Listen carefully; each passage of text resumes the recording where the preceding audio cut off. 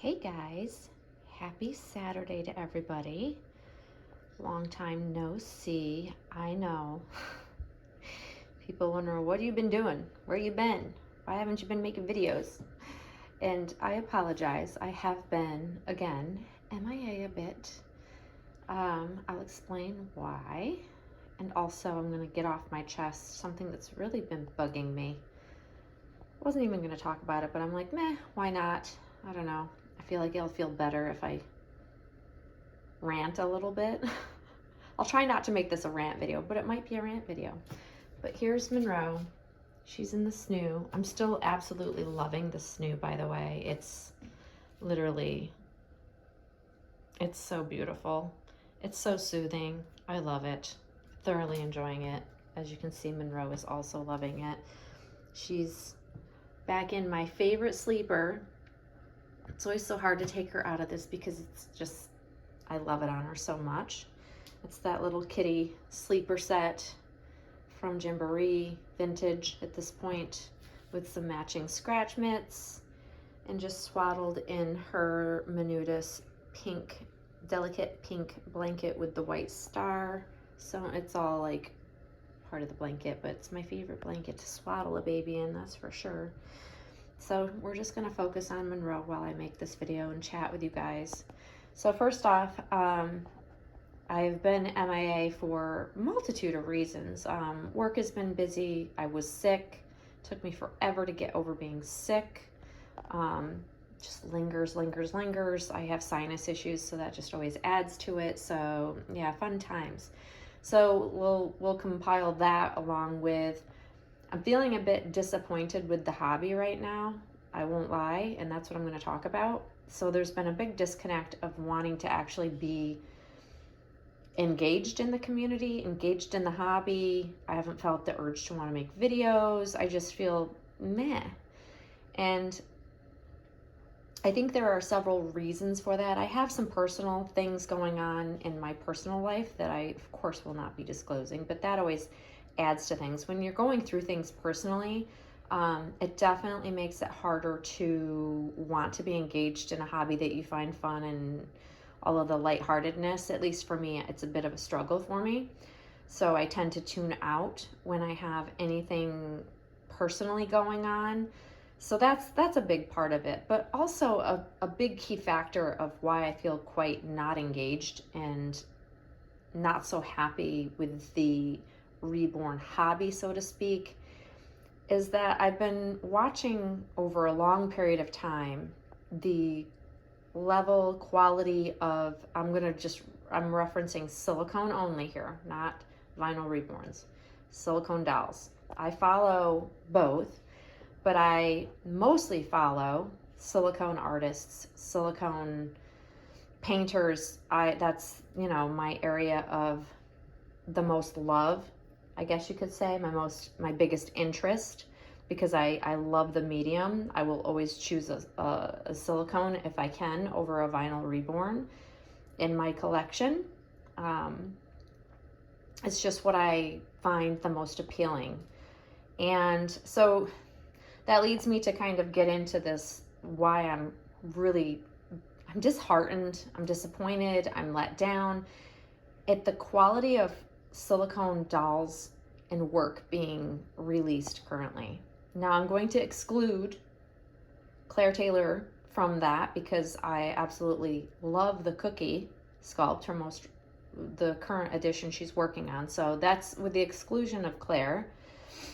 The rest of the new silicone that I see coming out, and there might be a couple of other artists, like, you know, there's Romy Stridham, I guess. But ultimately, when I see a lot of the kits being produced and then painted by different artists, various artists out there, I want to be wowed. I want to be like, oh my gosh, make me feel like I might actually want to be interested in buying. I want to have that feeling. And I just haven't had that feeling for a really long time. There's maybe one exception to that. But mostly everything I see being released, being shown over on Instagram, is a letdown. And I'm looking at the price tag, and this might be triggering to people, but it's how I'm feeling, and you can agree, disagree with me. It doesn't matter. It's not like it's going to offend me. And you might look at what's out there and go, wow, I love everything out there. That's fine.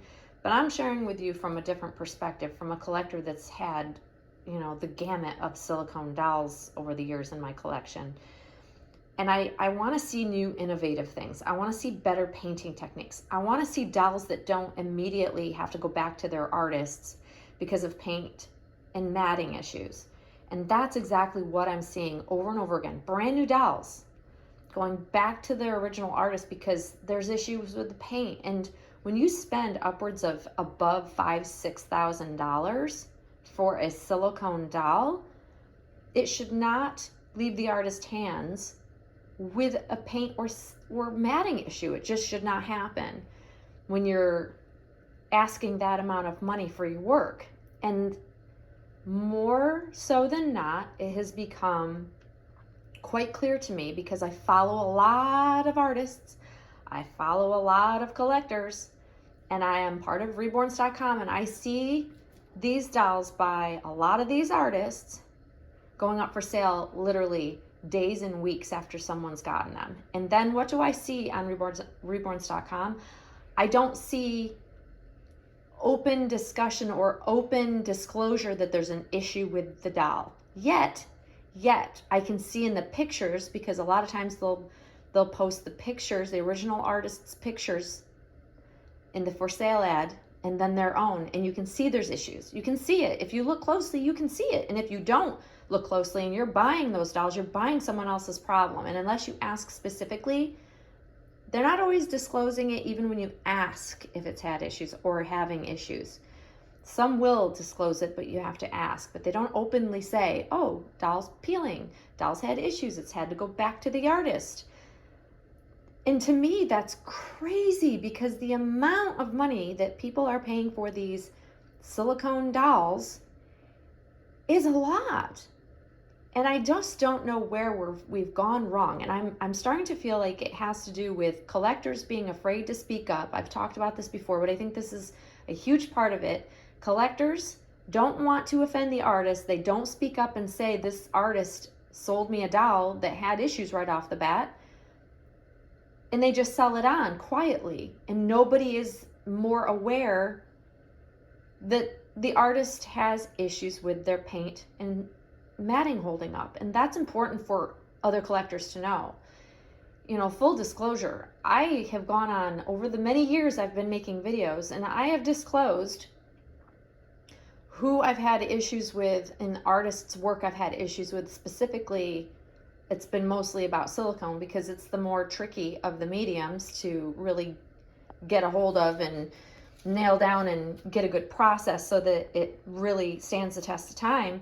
But I found it important. And listen, I was not popular amongst certain artists because I spoke up about certain artists that didn't stand behind their work, that wanted to pretend like as if they sold me a perfect doll, when in fact they sold me a problematic doll, a boo-boo doll, a doll that was never right. And once a doll, like something that collectors need to understand with silicone, it is not the same as buying a vinyl reborn. You can't strip a silicone doll like you can and start fresh with a vinyl reborn. Vinyl reborns can be corrected. Those are easy to fix. Silicone dolls are not. Once a silicone doll has a paint issue, it's never right. So if someone's trying to sell you a doll that has a paint issue, you're gonna buy the doll with continued issues. No matter how many times the artist tries to fix it, if the paint has not been cured properly and starts peeling, it's done. It will just continue to go down that road. It'll keep losing paint. It'll keep just turning into a shiny, weird, almost looks like a burn victim. That's the best way to describe it, because I see them out there for sale. I see certain well-known collectors out there trying to sell off their problematic dolls. I'm sorry, that's upsetting to me. You're just literally pawning off your doll that has no value to it. If it's got a paint issue and it's peeling and it's shiny and bubbly and it's a mess, there's no fixing that, guys. You need to know that. I want all collectors to know that. Don't buy a silicone doll that has a problem, because you're taking on a problem that will never be able to be fixed. It's a curing issue, and sometimes it happens in the mold. Sometimes the silicone itself does not cure properly, which then makes it impossible for the paint to stick to properly and adhere and cure to the silicone. And then on top of that, you add a matting layer that just won't, it's not going to stick to something that isn't cured twice below it. It's a whole succession of problems that snowballs that I've never seen any artist be able to correct once that starts happening. Because it starts from the mold. It starts from the doll being poured and something being off with it. And it could be something super simple that causes that. But once that has occurred, there's no going back from that. There's no simple fix to that. I've had so many people message me like, how do I fix this? How do I fix that? I'm like, there's no fix to that. I burst their bubble thinking it's like a vinyl reborn that you can strip and repaint and you're good to go. It's just not the way. It's just, silicone is a very temperamental medium. And if it's not cured properly, it's going to be nothing but problems. And any well-trained, I guess you could say, or knowledgeable artist should know that and will tell you that. That's where I've gotten this information. I've also read up on a lot of the silicone pouring and what goes into it. So I've made it a point to understand this so that I am aware of the known problems and when something, what it looks like when it doesn't cure properly, so that I can spot it so I'm not buying an issue. These dolls are investments. These are large sums of money that we're investing into something. Nobody can afford to lose their investment, right? I'm not willing to just flush money down the drain. I've done that early on in my collecting. I've done that a couple times with artists with silicone dolls that were sold to me that did not stand behind them, and I lost money, and I vowed never, if I can help it, I will educate myself enough so that I will hopefully have that never happen again. But what I'm seeing is the market's just flooded with these problematic dolls. Flooded. And that is what I find so upsetting and disheartening. And then we have people just talking about it like as if this is normal. And when they're selling on a doll, oh, but this is normal. No, this is not normal. By saying it's normal, you're normalizing the fact that we're losing our investment because it's expected a doll won't last. Now listen, I get if you handle a doll, you bathe the doll, you do all the things to the doll that wear and tear, yes, things can happen. But if you're a collector that collects for longevity, for trying to keep the doll as perfect as you can keep it for as long as you can keep it, like I know that there's going to be eventually wear and tear that happens to this doll. I get that. But she's 6 years in, more than 6 years in, and this doll has not lost a hair on her head. She hasn't lost an ounce of paint, an ounce of matting, and she's been handled a lot by me. Never bathed, but I'm careful with her. I am gentle with her. But at the end of the day, she's still a piece of art that I have invested my hard-earned money into that I want to last. So I try to preserve the quality of the dolls that I have. I am careful, but I can still enjoy them. If you can't even change a doll, or you lay a doll down and you pick it up and it's lost hair, there's an issue. If you're not even regularly handling the doll and it's losing matting, or it comes to you directly from the artist with huge shiny spots, all of my no, that's not normal. I'm sorry, it's not normal. And I'm seeing dolls being released that look translucent again. That was something that I thought that artists, I thought that they fixed that problem years and years and years ago. That's a problem that only occurred like early on, the early days of pouring silicone, that pourers mastered. Like a doll shouldn't look translucent, guys. It should not look translucent in any light. If it looks translucent, then the silicone wasn't poured properly with the right amount of coloring added. It should never look, the fingers, the toes, hands and feet, the nose, it shouldn't look translucent. It just shouldn't. There's not, I don't know. It's just, I'm seeing so many bizarre going backwards instead of moving forward in the way of innovation with silicone lately, and it's just upsetting me because I come from the days of long ago, at the very beginning of this reborn hobby even being created. I've been here from the beginning, guys, And it was always like there was this underlying competitiveness for artists to outdo themselves and then outdo other artists. Like it was a healthy level of competitiveness that I don't see happening quite as often, nearly as much. Like artists get a name for themselves, and then you see dolls popping up by them, well-known artists getting huge amounts of money for their dolls because of their name. And then you look at it and you're like, that's not like the best work. And I'm seeing that more and more and more. And it's just, again, it's upsetting. I feel like we're digressing instead of progressing in our hobby. And the excitement for outdoing your past work just isn't happening with a lot of artists. And I want that type of artistry out there. I want to be wowed. I want to be like, wow, this artist has outdone themselves yet again. And I get that artists are humans and they have down days. They have times where they might not produce their best work, but then don't put a huge price tag on it like the rest of your high quality work, right? I mean, doesn't that seem like a common sense thing, that if you know as an artist you haven't produced your best work sometimes, why are you calling for the same price for all the other work that's way better than maybe that off day that you had? And it's somewhat on us as collectors, because if we're never calling it out, if we're never speaking up and we're afraid to say something, we're not doing ourselves any favors here, guys. You're just not.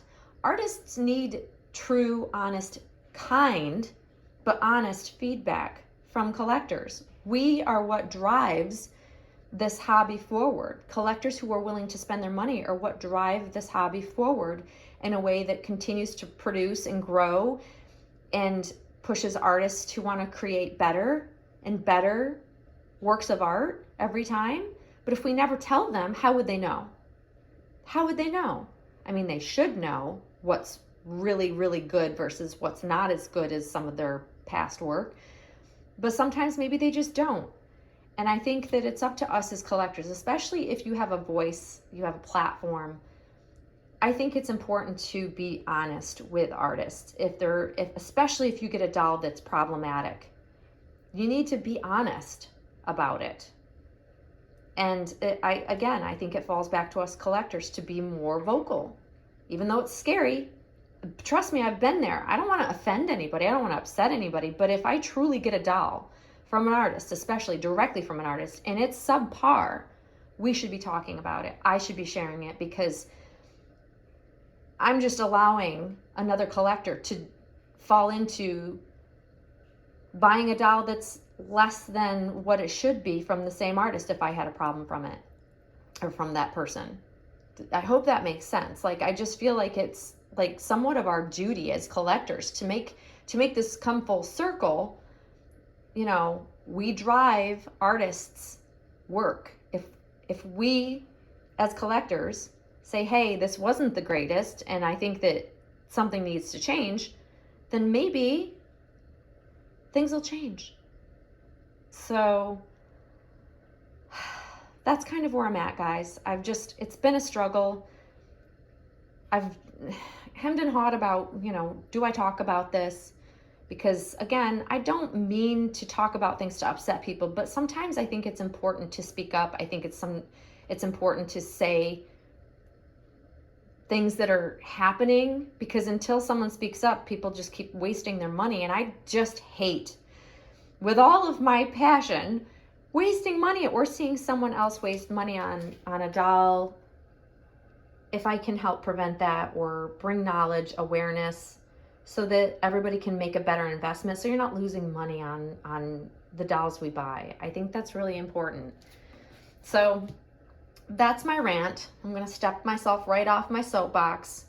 And again, this isn't meant to offend any particular artist. It's just what I'm seeing overall. And this has been building for months and months and months. My friends have heard this come out of my mouth way too many times. So that's why I'm bringing it out there publicly, to get it off my chest once and for all. And I hope that if you receive a doll that's not the greatest, speak up.